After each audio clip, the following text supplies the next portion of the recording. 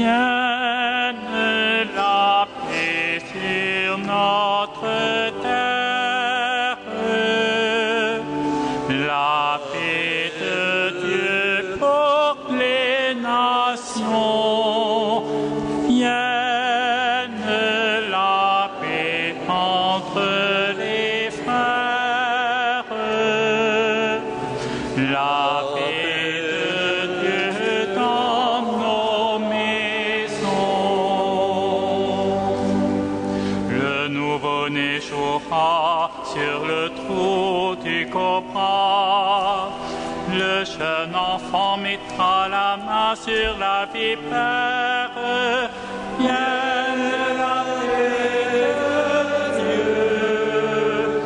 Les chevaux et les lions reposeront ensemble. Les loups et les agneaux auront même pâture. Vienne la paix de Dieu.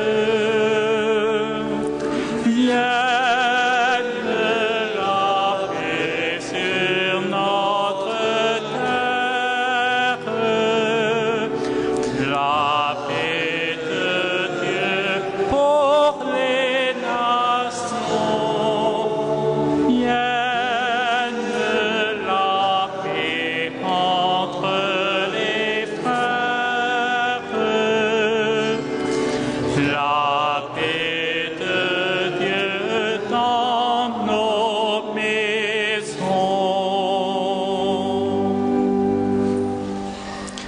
Au nom du Père et du Fils et du Saint-Esprit, Amen.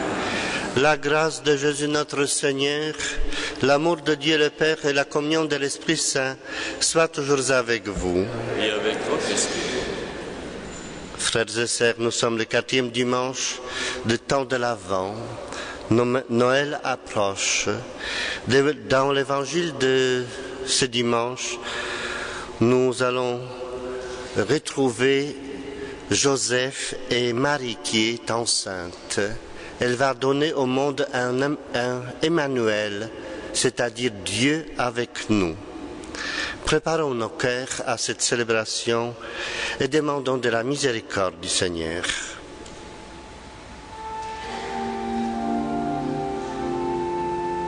Seigneur, prends pitié. Seigneur, prends pitié. Ô Christ, prends pitié.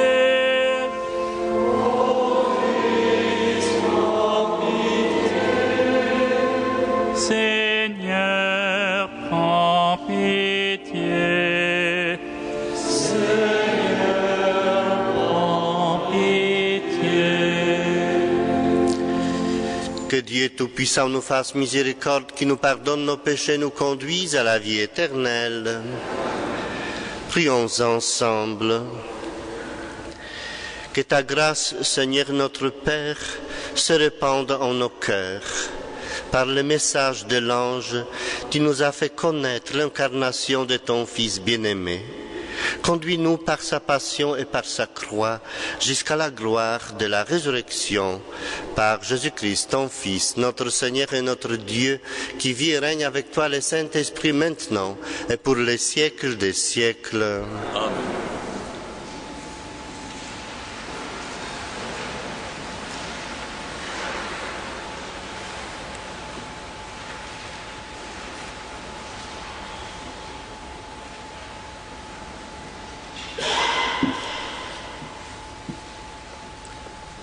Lecture du livre d'Isaïe. Le Seigneur envoya le prophète Isaïe dire au roi Akaz : demande pour toi un signe venant du Seigneur ton Dieu, demande-le au fond des vallées ou bien en haut sur les sommets. Akaz répondit : non, je n'en demanderai pas, je ne mettrai pas le Seigneur à l'épreuve. Isaïe dit alors : écoutez, maison de David, il ne vous suffit donc pas de fatiguer les hommes. Il faut encore que vous fatiguiez mon Dieu. Eh bien, le Seigneur lui-même vous donnera un signe.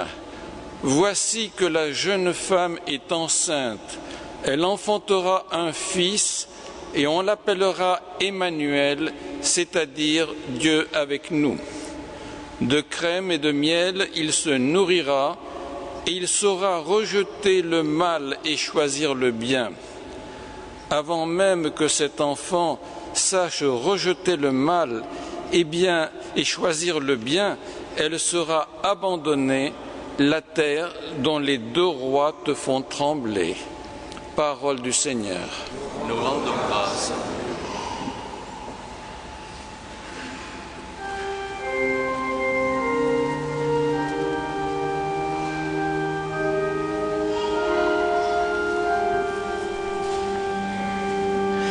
Qu'il vienne le Seigneur, c'est lui le roi de gloire. Ô Seigneur, le monde et sa richesse, la terre et tous ses habitants. C'est lui qui l'a fondé sur les mers et la garde inébranlable sur les flots. Qu'il vienne le Seigneur, c'est lui le roi de gloire. Qui peut gravir la montagne du Seigneur et se tenir dans le lieu saint? L'homme au cœur pur, aux mains innocentes, qui ne livre pas son âme aux idoles. Qu'il vienne le Seigneur, c'est lui le roi de gloire. Il obtient du Seigneur la bénédiction et de Dieu son Sauveur la justice. Voici le peuple de ceux qui le cherchent, qui recherchent la face de Dieu. Qu'il vienne le Seigneur, c'est lui le roi de gloire.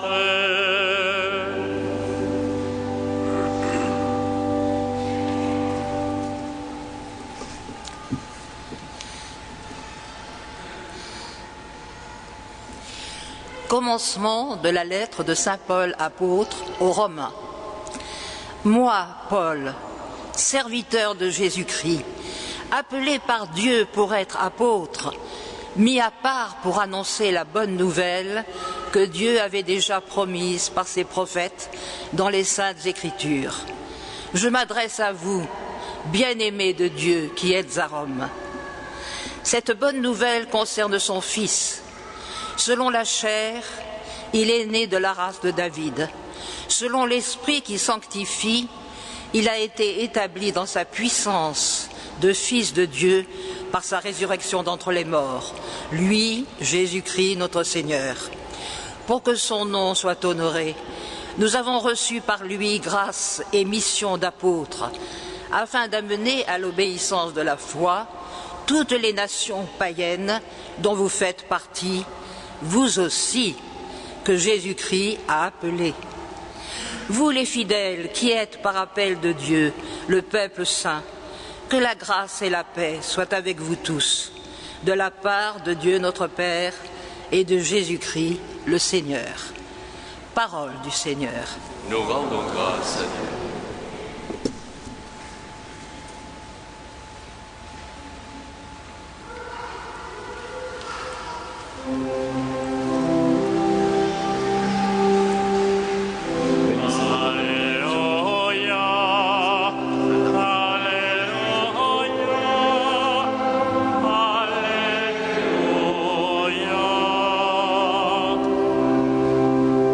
Voici que la Vierge concevra, elle enfantera un fils, on l'appellera Emmanuel, Dieu avec nous. Alléluia. Alléluia. Alléluia.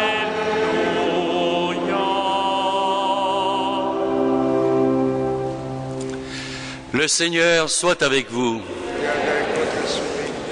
Évangile de Jésus-Christ selon saint Matthieu.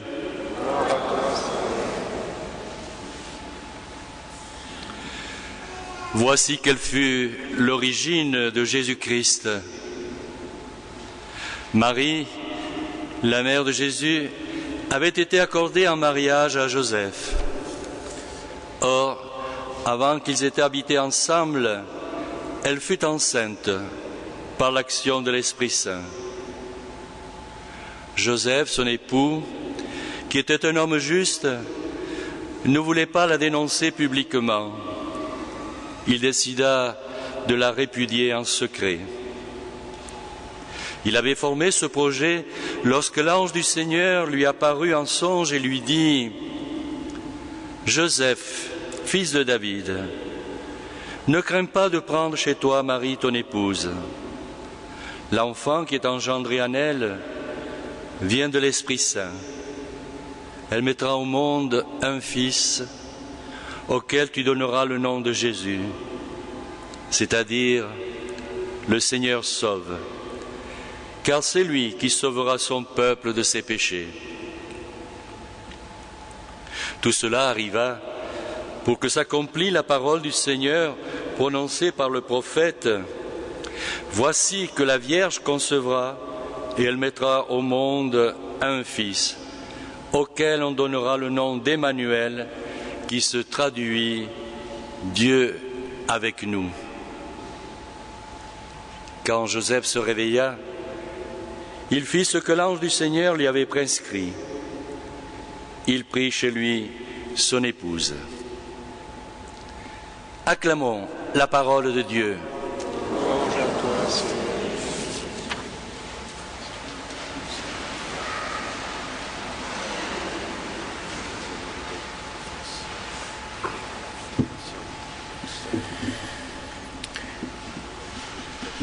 Joseph et Marie sont mariés.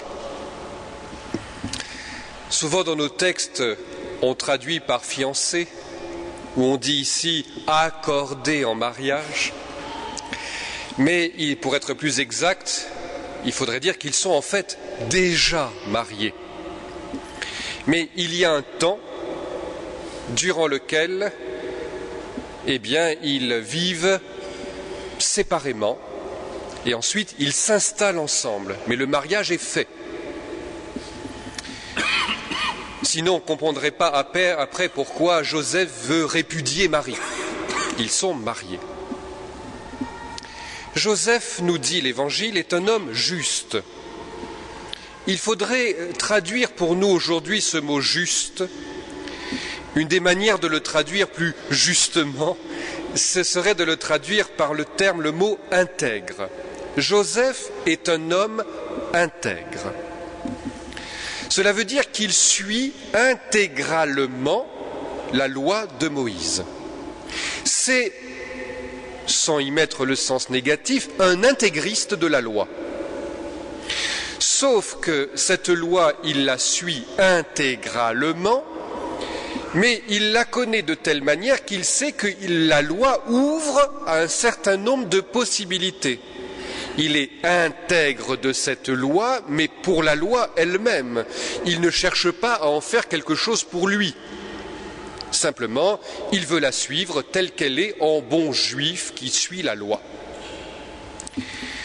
Donc, lorsqu'il apprend que Marie, sa femme, son épouse, sa femme, attend un enfant et qu'il sait, puisqu'ils ne vivent pas encore ensemble et qu'ils vivent sous un mode qui est celui aujourd'hui qu'on pourrait appeler celui des fiançailles, quoique mariés, il sait que cet enfant n'est pas de lui. Donc, en bon juif intègre, il doit répudier Marie. C'est la possibilité, la seule que la loi lui offre, la répudiation. Mais comme il sait que selon la loi, il ne faut pas ajouter un mal à un autre mal, ajouter de la souffrance à une autre souffrance qui pour le coup serait injuste, il décide de la répudier en secret, comme également le permet la loi de Moïse. Il évite donc pour Marie le scandale public. Donc Joseph, en faisant cela, est vraiment le juif intègre qui suit la loi de Moïse. Qu'arrive-t-il ?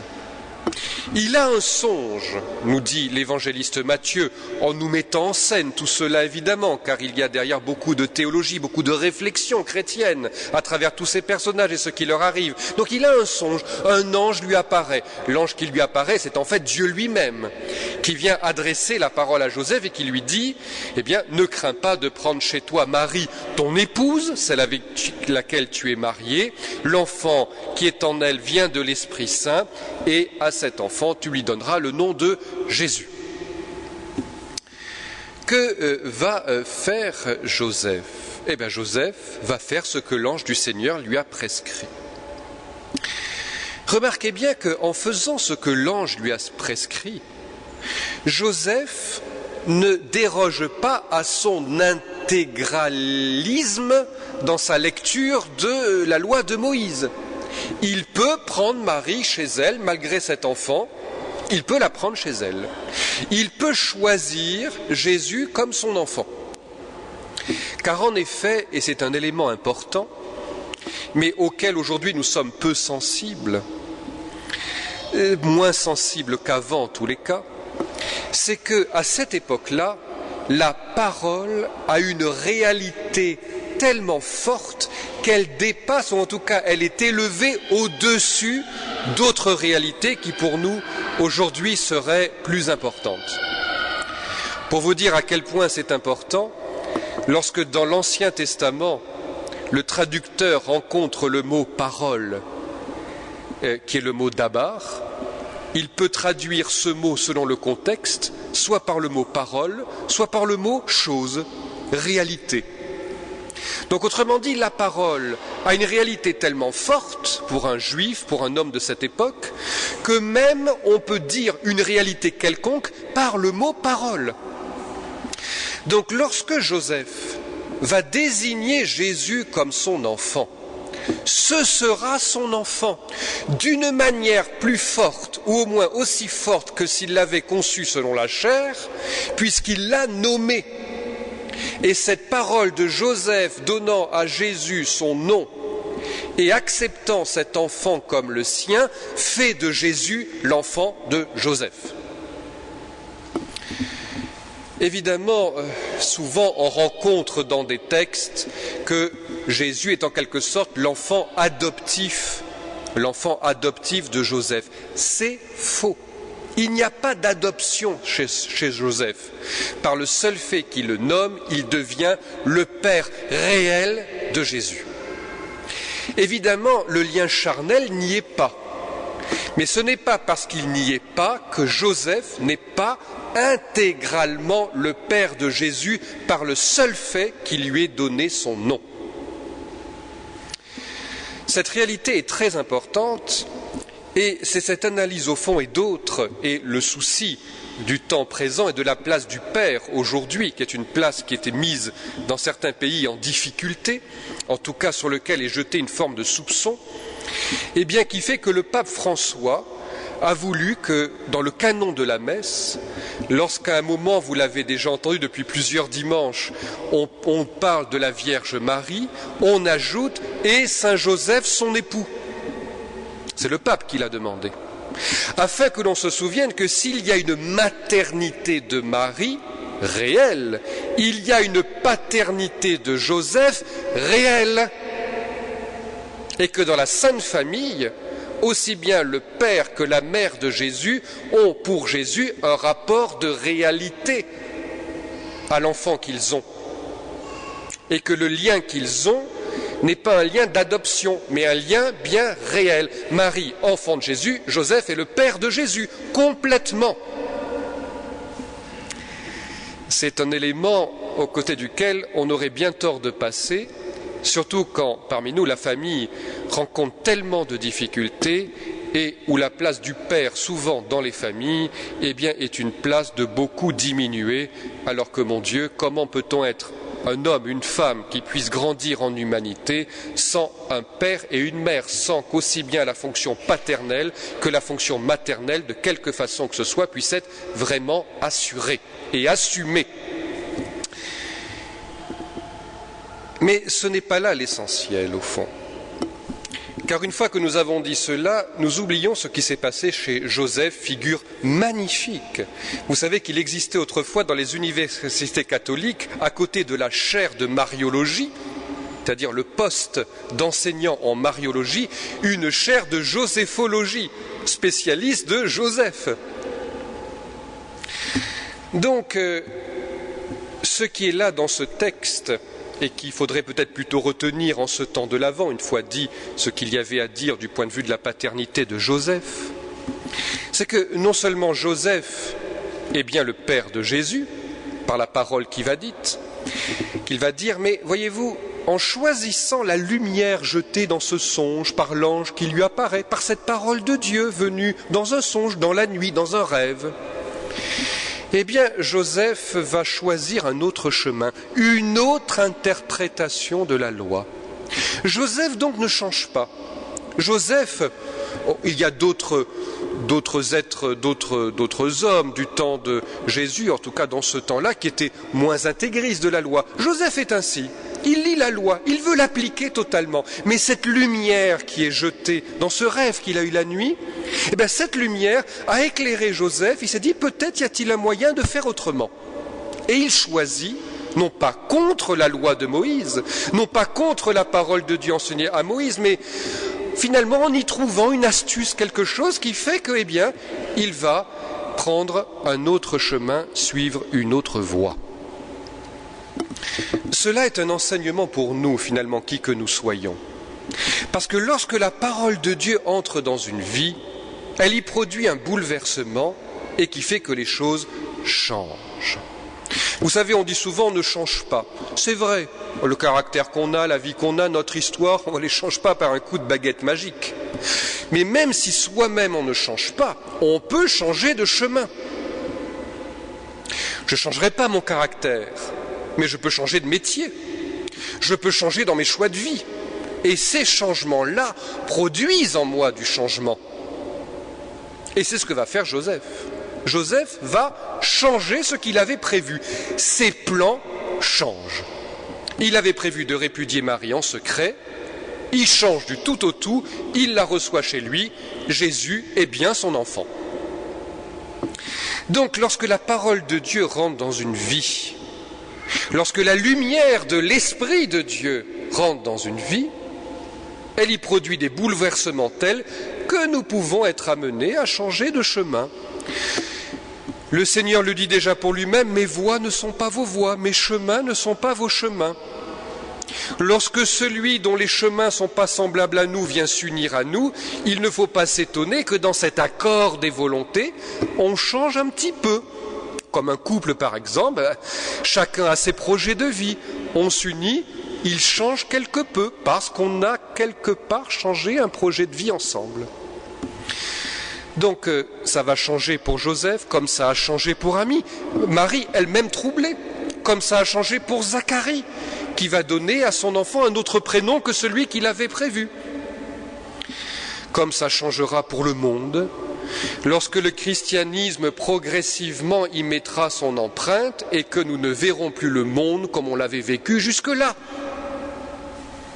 Et nous-mêmes, lorsque l'Esprit de Dieu entre dans notre vie, eh bien, lorsqu'à Noël, comme les bergers, comme les mages, nous aurons contemplé le Verbe fait chair et que cela aura touché, bouleversé notre vie, eh bien, peut-être serons-nous amenés à faire autrement dans notre vie.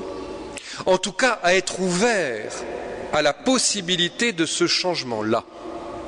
D'ailleurs, vous l'avez sans doute déjà remarqué, dans le texte d'évangile qu'on lit à l'Épiphanie, où il est question des mages. Les mages, qu'est-ce qui s'est passé? Ils ont perdu l'étoile à un moment quand ils sont à Jérusalem. Et puis, ils vont demander des renseignements et on ouvre la parole de Dieu et il est question de Bethléem. Les mages ont entendu la parole de Dieu. Et en entendant la parole de Dieu, ils vont à Bethléem où ils retrouvent l'étoile. Mais la parole de Dieu continue de travailler en eux, cette parole entendue. Et qu'est-ce qui se passe, nous dit l'Évangile? Ils repartirent chez eux par un autre chemin.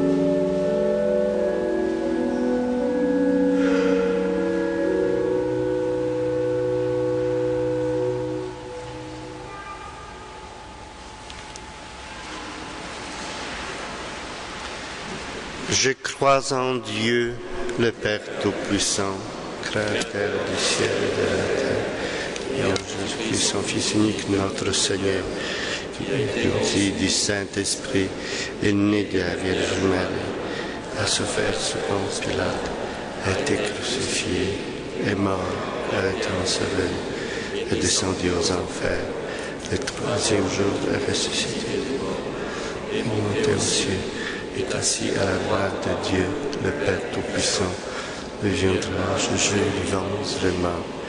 Je crois en l'Esprit Saint, à la Sainte Église catholique, à la communion des saints, à la résurrection de la chair, à la résurrection de la chair, à la vie éternelle. Amen. L'Emmanuel est tout proche de nous. Implorons sa miséricorde pour qu'il apporte le salut aux hommes d'aujourd'hui.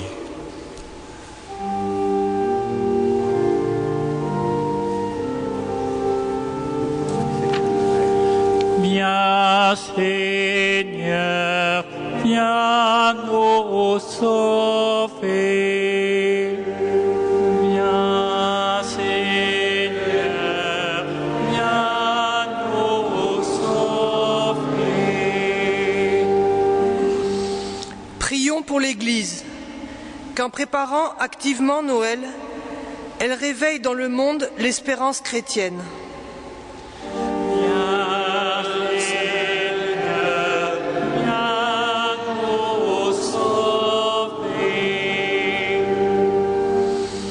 Prions pour les responsables politiques, économiques, sociaux, qu'ils soient attentifs aux signes des temps et apprennent à y discerner les besoins des plus pauvres.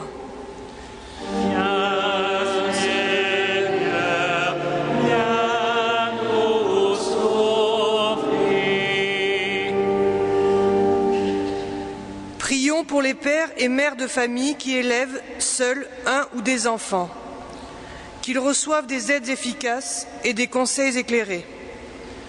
Viens Seigneur, viens nous sauver. Prions pour les couples qui souffrent de ne pas être parents, qu'ils trouvent des soutiens fraternels dans leurs épreuves. Viens Seigneur, viens nous sauver.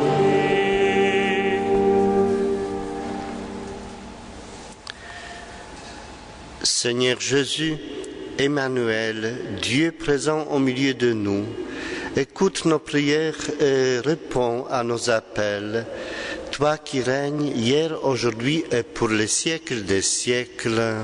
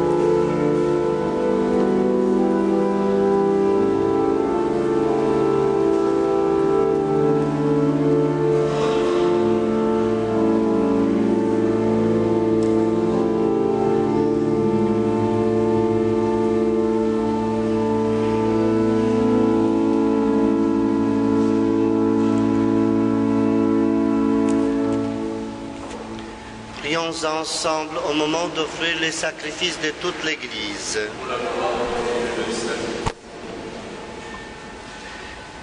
Que ton Esprit, Seigneur notre Dieu, dont la puissance a fécondé les seins de la Vierge Marie, consacre les offrandes posées sur cet autel par Jésus le Christ notre Seigneur. Le Seigneur soit avec vous. Élevons notre cœur. Rendons grâce au Seigneur notre Dieu. Vraiment, il est juste et bon de te rendre gloire, de t'offrir notre action de grâce toujours en tout lieu, à toi, Père très saint, Dieu éternel et tout-puissant, par le Christ notre Seigneur. Il est celui que tous les prophètes avaient chanté, celui que la Vierge attendait avec amour, celui dont Jean-Baptiste a proclamé la venue et révélé la présence au milieu des hommes. C'est lui qui nous donne la joie d'entrer déjà dans le mystère de Noël, pour qu'il nous trouve quand il viendra, vigilants dans la prière et remplis d'allégresse.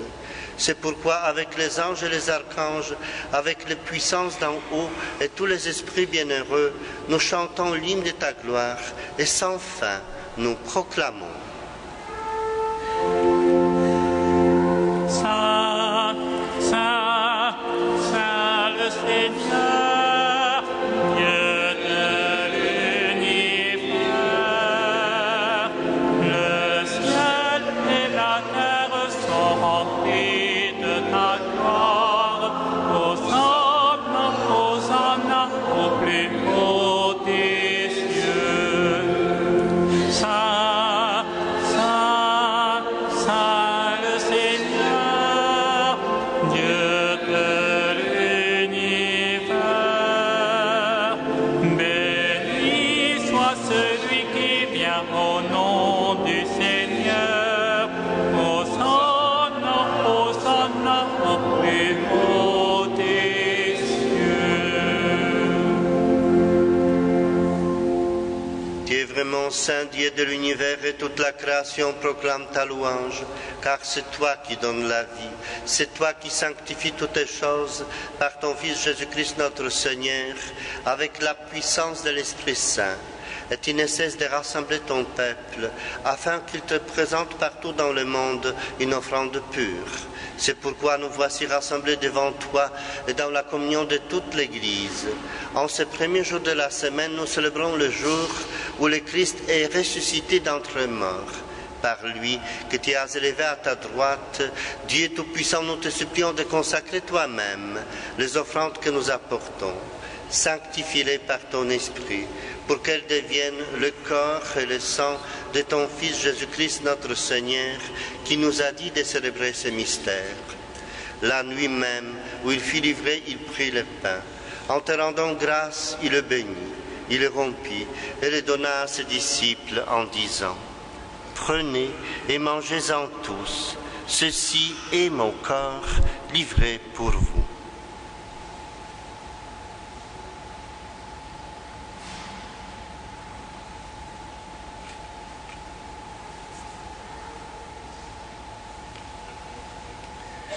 De même, à la fin du repas, il prit la coupe. En te rendant grâce, il la bénit et la donna à ses disciples en disant : Prenez et buvez-en tous, car ceci est la coupe de mon sang, le sang de l'alliance nouvelle et éternelle, qui sera versé pour vous et pour la multitude en rémission des péchés. Vous ferez cela en mémoire de moi.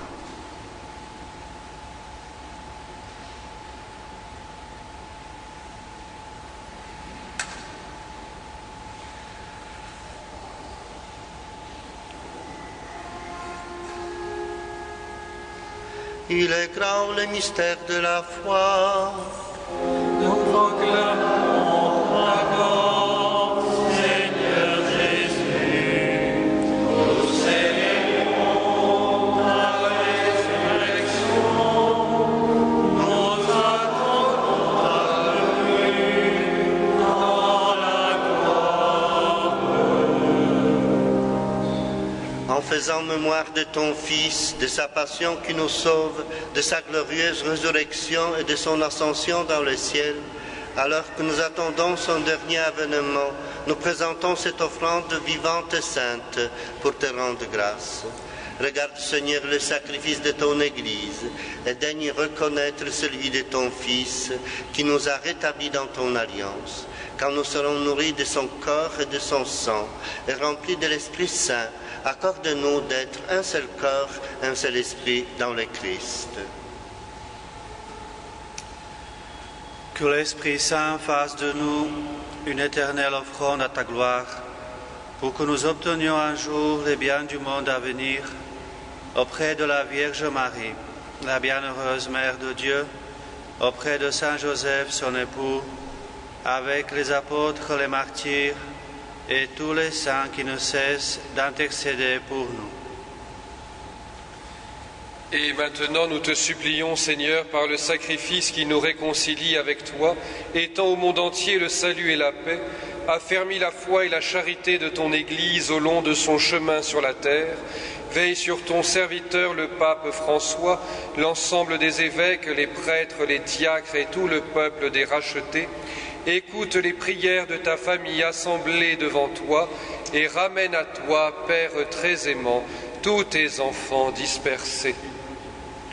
Pour nos frères défunts, pour les hommes qui ont quitté ce monde et dont tu connais la droiture, nous te prions.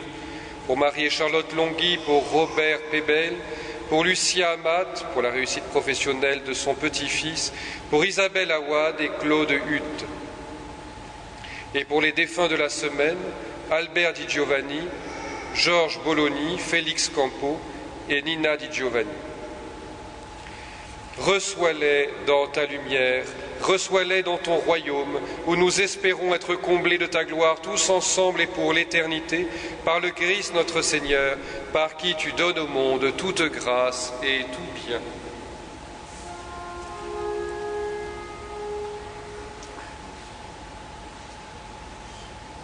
En lui, avec lui et en lui, à toi, Dieu le Père Tout-Puissant, dans l'unité du Saint-Esprit, tout honneur et toute gloire, pour les siècles des siècles. Amen.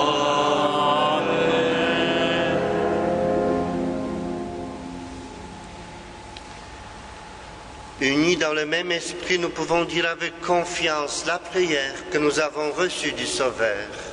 Notre Père.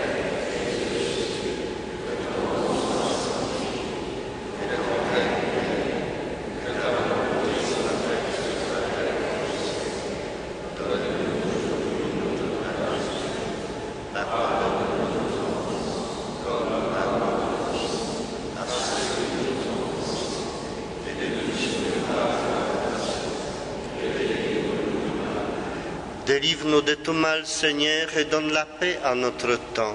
Par ta miséricorde, libère-nous du péché, rassure-nous devant les épreuves. En cette vie où nous espérons le bonheur que tu promets et l'avènement de Jésus-Christ, notre Sauveur.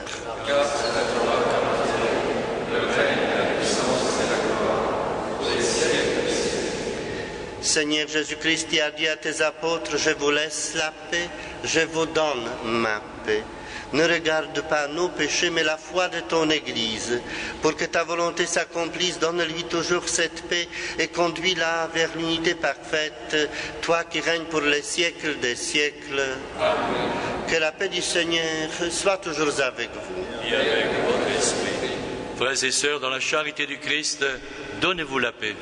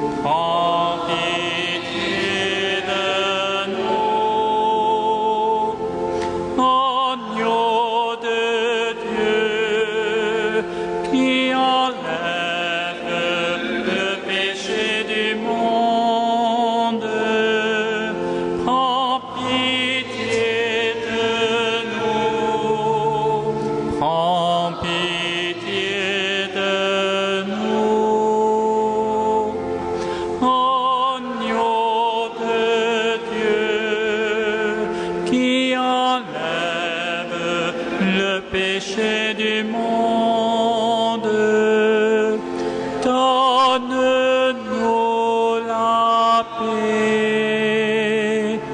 Donne-nous la paix.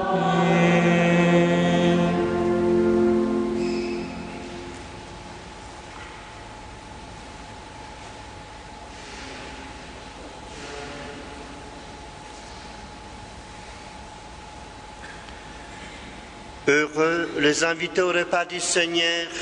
Voici l'agneau de Dieu qui enlève le péché du monde. Seigneur, je ne suis pas digne d'être sauvé, mais dis seulement la parole et je serai guéri. Que le corps saint du Christ nous garde pour la vie éternelle.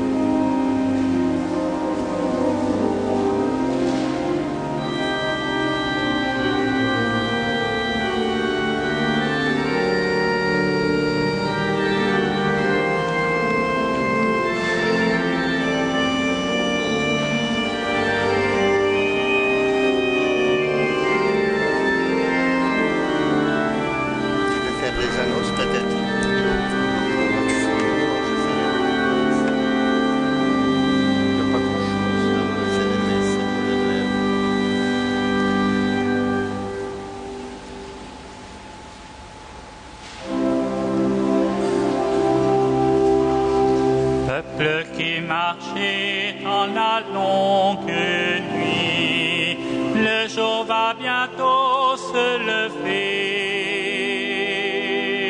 Peuple qui cherchait le chemin de vie, Dieu lui-même vient vous sauver. Peuple qui cherchait le chemin de vie, Dieu lui-même vient vous sauver. Il est temps de lever les yeux vers le monde qui vient. Il est temps de jeter la fleur qui se fane en vos mains. Peuple qui marchez dans la longue nuit, le jour va bientôt se lever. Peuple qui cherchait le chemin de vie, Dieu lui-même vient vous sauver. Peuple qui cherchait le chemin de vie, Dieu lui-même vient vous sauver.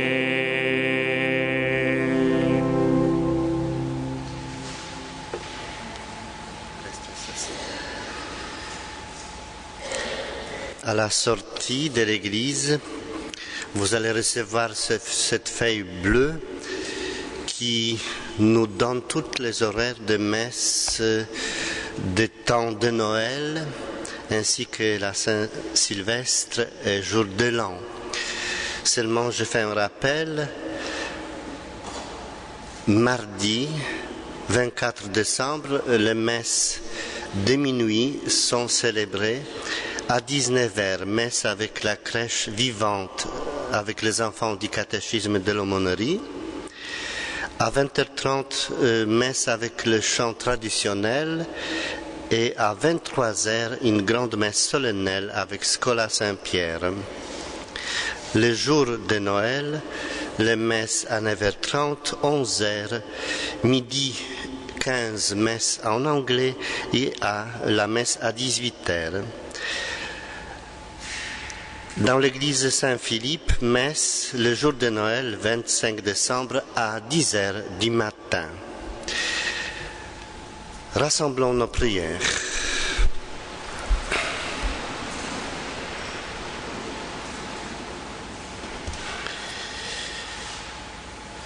Nous avons reçu dans ton sacrement, Seigneur, le gage de la rédemption éternelle.